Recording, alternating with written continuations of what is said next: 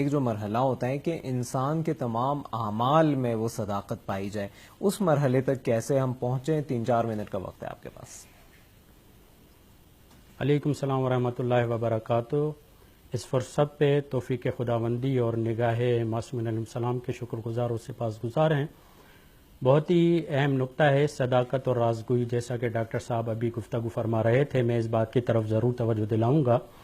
وہ یہ ہے کہ آج دنیا اس معاملے کے پیچھے ہے. جیسے نیلسن منڈیلا نے 8 لیسنس آف لیڈرشپ دیے کہ جو لیڈر ہوتا ہے اس کے 8 خصوصیات ہوتے ہیں، مگر قرآن نے بھی لیڈرشپ کی خصوصیات دی ہیں، جس میں سے اولین ترین خصوصیت صداقت و راستگوئی ہے.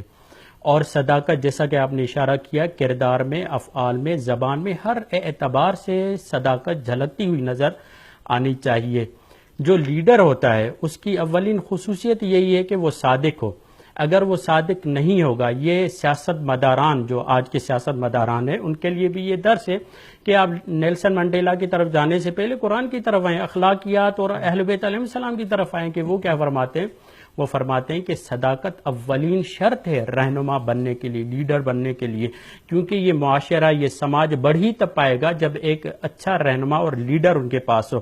اور پھر یہاں پر یہ میں ضرور بات بیان کروں گا، کیونکہ جو سچ بولتا ہے، جو صداقت رکھتا ہے، اس کے اندر عدالت ہوتی ہے، شجاعت ہوتی ہے، بہادر ہوتا ہے، مخلص ہوتا ہے، مطمئن ہوتا ہے، بے لوث یعنی کہ بے نیاز ہوتا ہے، بے غرض ہوتا ہے، صاحب یقین ہوتا ہے، دوسروں پر وہ جلدی اعتماد بھی کرتا ہے. اسی لیے علامہ اقبال نے نہیں کہا تھا کہ سبق پھر پڑھ صداقت کا، شجاعت کا، عدالت کا، لیا جائے گا تجھ سے کام دنیا کی امامت کا.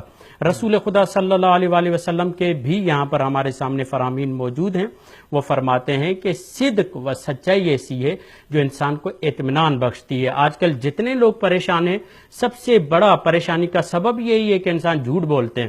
اور سچ بولنے کے لیے جب انسان سچ بولتا ہے تو اسے یاد رکھنے کی ضرورت نہیں پڑتی، جبکہ جھوٹ بولتا ہے جب انسان تو اس کو یاد رکھنے کی بھی ضرورت پڑتی ہے کہ میں نے یہ جھوٹ بولا ہے اور آگے جب جا کر مجھے جانا ہے تو اس جھوٹ کو یاد بھی رکھنا ہے. پھر یہاں پر مولا علی کا ایک فرمان ہے کہ جو انسان سچ بولتا ہے لوگوں کا اس پہ اعتماد ہوتا ہے، لوگ اس کی طرف توجہ اور محبت کرتے ہیں، اور ساتھ میں اس کی شخصیت روب اور دبدبے کا معیار بن جاتی ہے، یعنی واقعاً ایک حقیقی لیڈر بن جاتا ہے. اور پھر یہ آخری جملہ آپ کے سامنے پیش کروں، یہ ہے کہ ہم جو بھی صدق و صفا، اخلاق، راستگوئی اختیار کرتے ہیں وہ ایمان اور دین کی بنیاد پر ہوتا ہے.